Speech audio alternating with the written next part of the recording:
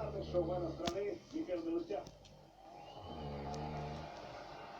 КВНщик, актер, сценарист, телеведущий и голос мультипликации нашей отечественной Андрей Рожков.